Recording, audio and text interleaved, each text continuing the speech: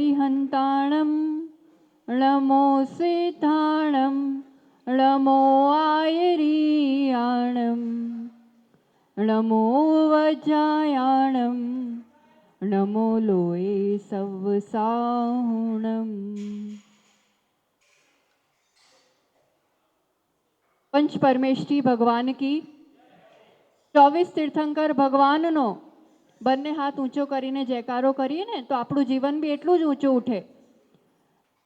આચાર્ય શ્રી આદિસાગરજી મહારાજનો, આચાર્ય શ્રી મહાવીર કીર્તિજી મહારાજનો, તપસ્વી સમ્રાટ આચાર્ય સન્મતિ સાગરજી મહારાજનો, સાક્ષાત બિરાજમાન ચતુર્થ પટ્ટાધીશ્ચર્યા ચક્રવર્તી મમ પ્રાણ ગુરુ શ્રેષ્ઠ આચાર્ય ભગવાન સુનિલ સાગરજી મહારાજનો, જૈન ધર્મનો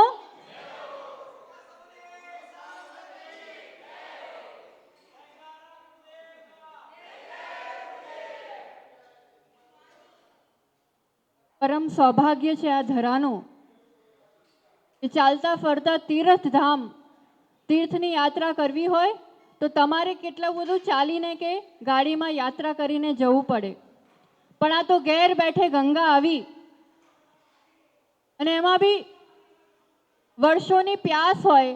આ તો ગરમીનો સમય છે, તરસ લાગે, પ્યાસ, અને કહે કે કૂવાથી પાણી કાઢો।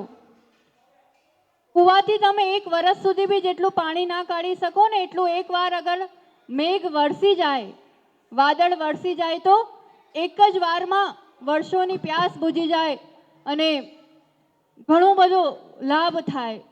એવી જ રીતે સમજો કે એકાદ તીર્થ કરીએ, એકાદ સાધુના દર્શન કરીએ, એકાદ વાર પૂજા કરીએ, એના કરતાં પણ આ મેઘરજમાં એવી મેઘરૂપી ગુરુઓને દર્શનની કૃપાની વર્ષા થઈ છે કે એક સાથે તમને આટલા બધા તપસ્વીઓના, સંયમીઓના દર્શન લાભ મળ્યા છે। એ મેઘરજનું આજે પુણ્યધરા અને તમારા બધાની કેટલી પ્રશસ્ત ભાવના કે લાલ ચૂર્ણનમાં કલશ લઈને અને બધા ભાઈઓ છે કેટલે સુધી પદ વિહાર કરાવવા પહોંચ્યા, એટલો ઉત્સાહ, એટલો ઉમંગ, એટલી પ્રશસ્ત ભાવના કે અમારે ત્યાં જાણે સાક્ષાત ભગવાન મહાવીરના અવતાર અહીંયા સ્વયં પધાર્યા છે। જૈન ધર્મ અહિંસા પ્રધાન ધર્મ, જ્યાં જીવ માત્ર પર દયા, કોઈને મારાથી દુઃખ ના થાય, કષ્ટ ના થાય, સાચા સુખનો માર્ગ બતાવનારો આ ધર્મ। અત્યારે ગરમીનો સમય છે, 4 વાર પાણી પી લેશો, બહુ ગરમી લાગશે ઘરમાં એસી ચાલુ કરીને બેસી રહેશો, થોડું મોબાઈલ ટીવી જોઈ લેશો, ગમે તેટલા સાધનો વસાઈ લીધા, ગમે તેટલી સુવિધાઓ વધારી લીધી, પણ મનની શાંતિ વધી? સુકૂન, શાંતિ, આનંદ વધ્યો? જેટલું જેટલું જોડ્યું એટલું વિકલ્પો વધ્યા। સુખનો માર્ગ, શાંતિનો માર્ગ આપણામાં જ સમાયેલો છે, સાધનોમાં નથી, ધનમાં નથી, વસ્તુઓમાં નથી। એ વસ્તુનું સાક્ષાત એક પ્રેક્ટિકલ રૂપે આમનું જીવન એ વસ્તુનો સંદેશ આપે છે કે કાંઈ જ ના હોય તો પણ આટલું ચાલીને આવ્યા છે ગરમીમાં। કાલે 10:30, 11 વાગે એકવાર જે પાણી પીધું હતું, હજી સુધી એક બૂંદ પાણી પણ મોઢામાં નાખ્યું, પણ મોઢા પર કોઈ શિકંજ છે, કોઈ ત્રસ્તપણું છે?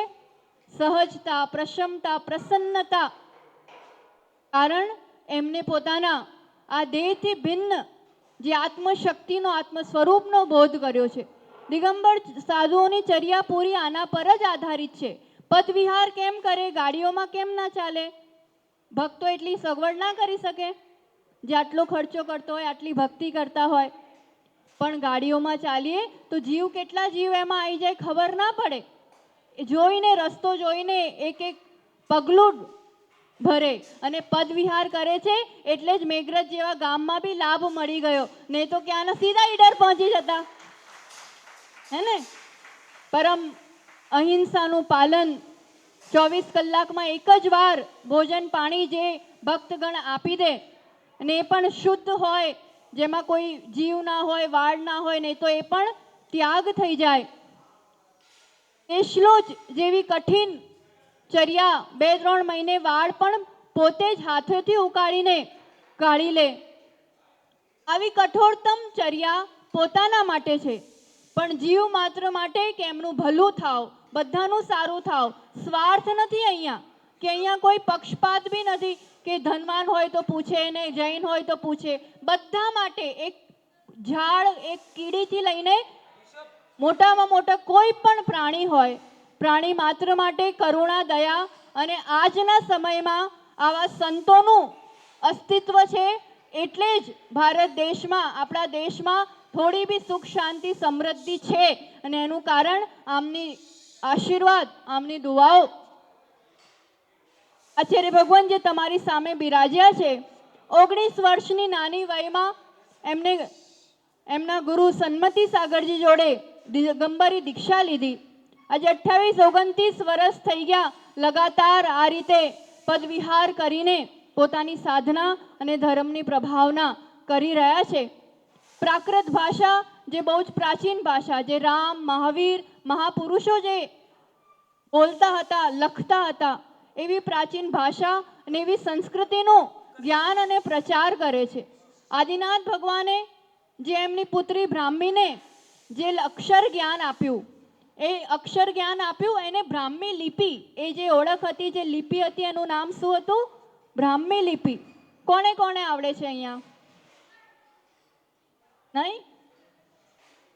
આચાર્ય ભગવાન સુનિલ સાગર ને એમના આશીર્વાદ ને શિક્ષાથી સંઘમાં ઘણા સાધુઓને આવડે છે. તમારે પણ થોડું શીખવું એ બહુ જ ઇઝી છે. 15 મિનિટમાં કે એમને દીકરીને શીખવાડ્યું એ શીખવા મળશે. 2 વાગે અહીંયા તમે થોડું પરવારીને આવી જશો તો એ પણ શીખવા મળશે.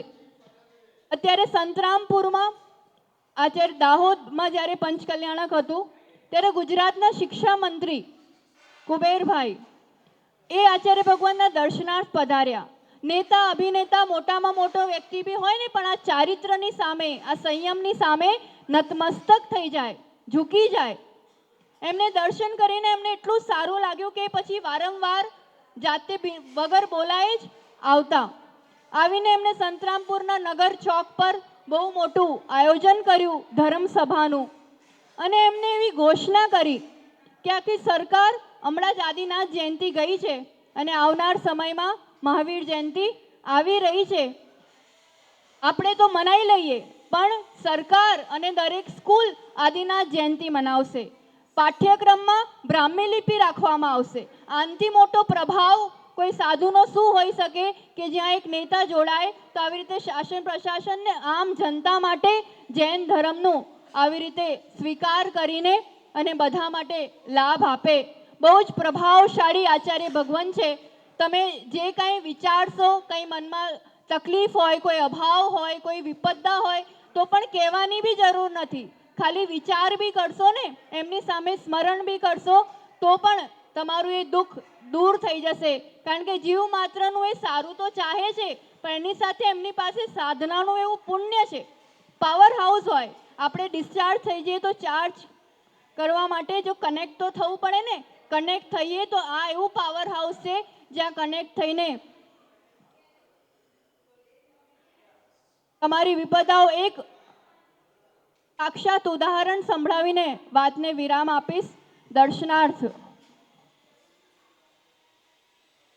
અરવલ્લીના જિલ્લા અધ્યક્ષ અહીંયા એવી રીતે ખૂબ નેતા, અભિનેતાઓ અહીંયા દર્શનાર્થ પધારતા હોય છે, આશીર્વાદ પ્રાપ્ત કરતા હોય છે.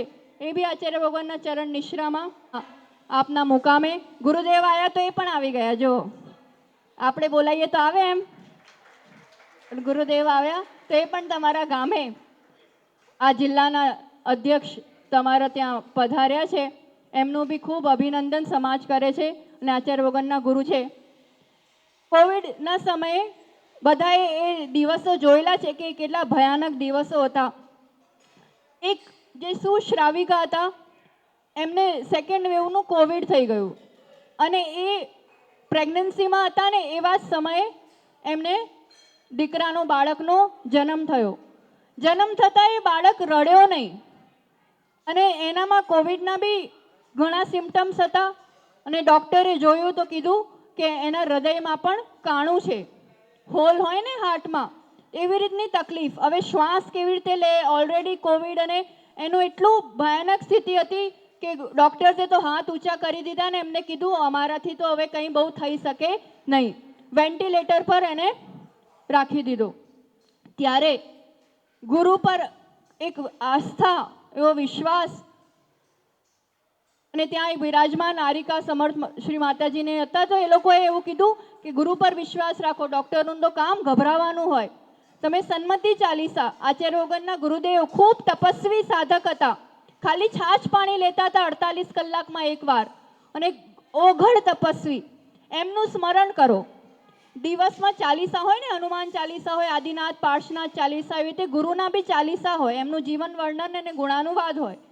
એવા ચાલીસા દિવસમાં 40 વાર એ ચાલીસા કરતા, એટલી આસ્થાથી. એ ચાલીસાનો એવો પ્રભાવ રહ્યો, ડૉક્ટર પણ આશ્ચર્યચકિત થઈ ગયા કે પછી જ્યારે એને જોયું, એનો રિપોર્ટ કાઢ્યો, તો એનું હાર્ટ પણ એકદમ બરાબર, એકદમ સ્વસ્થ, અને આજે 4 વર્ષનો એ બાળક એકદમ સ્વસ્થ રૂપે, અને આજે भी वो आज भी 40 बार चालीसा करते, वो माता पिता दोनों आज भी इतनी आस्था उनकी.